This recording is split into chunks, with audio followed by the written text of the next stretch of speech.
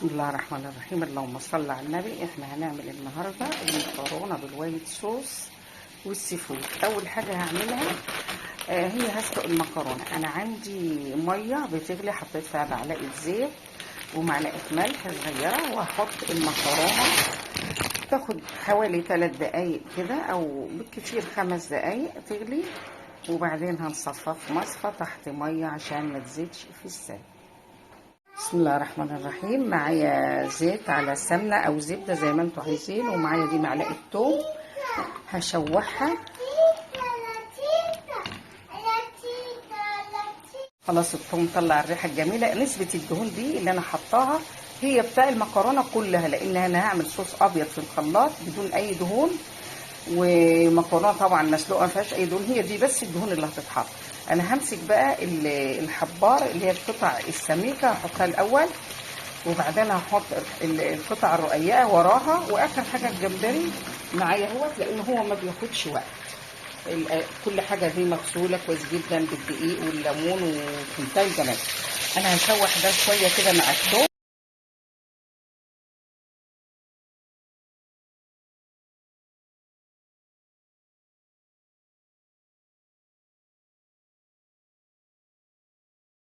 خلاص هحط الباقي. اخر حاجه الجمبري، لان احنا عارفين الجمبري كل ما زاد سوى بيشد زي الكاوتش، فاحنا هنحطه على الاخر خالص. هشوح ده تشويحه زي ما احنا شايفين كده، ولما يتشوح كويس مع التومه كده هتزيدوا شويه ميه على ما اعمل الصوص الابيض بتاعي، يعني شويه ميه صغيرين خالص بحيث يستوي فيهم على ما اجهز الصوص الابيض او الوايت صوص بتاعي. هبهر هنا بملح وبهارات سمك وفلفل فقط لا غير، لان بهارات السمك اللي عندي كافيه لان فيها كل حاجه. حطيت حبه ميه صغيرين عشان يستوي فيهم. معايا الملح والفلفل وبهارات السمك، بزودت بس حاجتين، دي رشه جوز الطيب ودي بصل على توم باودر.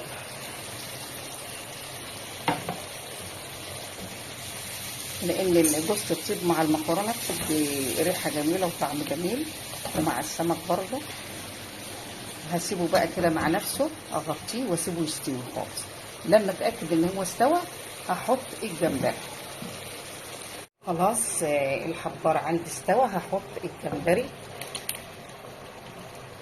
ما بياخدش دقايق، 3 أو 5 دقايق بالكتير، وبعدين هنضيف بقى كده كل المكونات تعتبر جاهزه، المكرونه والصوص الابيض او الوايت صوص اللي هو المتوسط. هنشوفه مع بعض، هنقلب ده ونشوف لحد ما يعني يستوي 5 دقايق كده.